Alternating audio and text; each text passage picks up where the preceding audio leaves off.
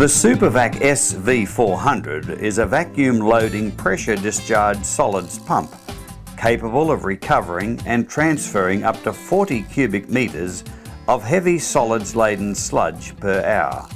The unit requires 600 CFM at 85 psi minimum to operate correctly. Site the unit as level and as near to the material to be recovered as possible. Inspect for serviceability and then blow the air supply line to ensure it is free from moisture and any foreign matter. Connect the 50mm air supply line to the unit and install safety clips and whip check if used. Ensure the main air supply valve is in the off position. The unit should be supplied with as clean and dry air as possible, and prior to any operation, the primary, secondary and timer filter units should be checked and serviced if required. The lubricator should also be serviced using Shell Tellus 20 or similar oil at this time. The Supavac is an air system and the oil is for moisture displacement and not lubrication. So please ensure the feed rate is set at approximately 1 drop each 6 unit cycles. Connect the suction line, ensuring the Camlock rubber seal is installed and fit safety clips. The SV400 can use an array of discharge lines, although Supavac recommends canvas or wire braided concrete pumping hose or similar for short runs and light wall steel or heavy wall poly for longer discharge operations. The discharge pipe must be secured at regular intervals with 90-degree bends anchored in 3 directions.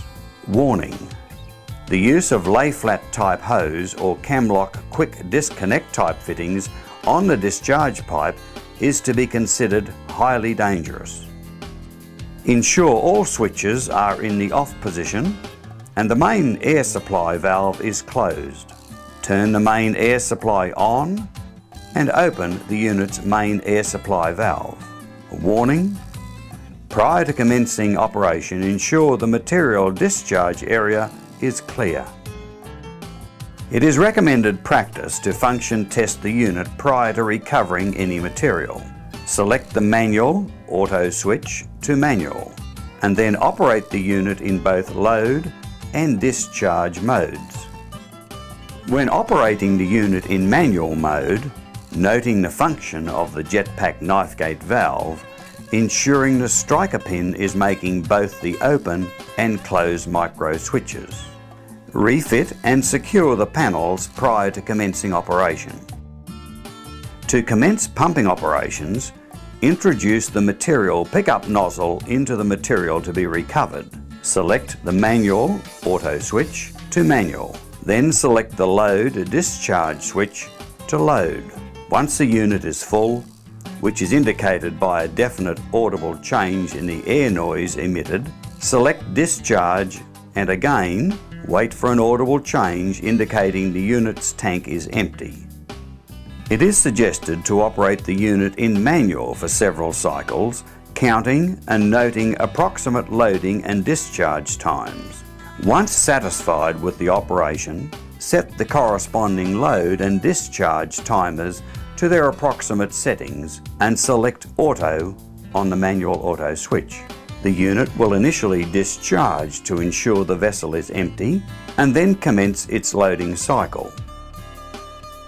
With the unit running, adjust the timers until the unit cycles just prior to the change in audible tone, also noting the indicator arrows located on the side of each timer. The unit is now operating at its capacity. Once the operation has been completed, withdraw the pickup nozzle from the material and allow the unit to cycle 2 to 3 times to self-clean.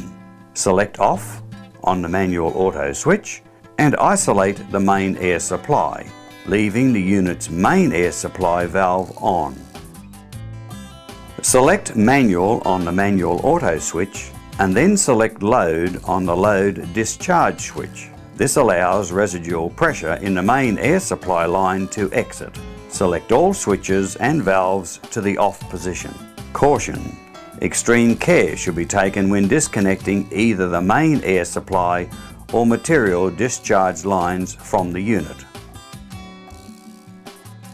To clean or remove an obstruction from the diffuser or jet pack, the following procedure should be carried out. If the unit is operational, isolate the main air supply valve. Remove the end panel and loosen the diffuser exhaust nut, and whilst supporting the diffuser tube, remove the jet pack pins. Caution should be shown when cleaning or removing the diffuser or nozzle, as any damage may result in a significant drop in performance.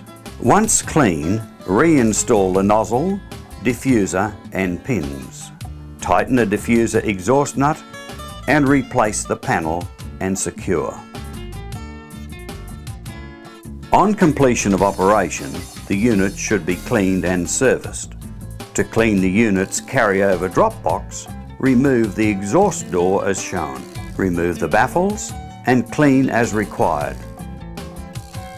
Installation is the reverse procedure.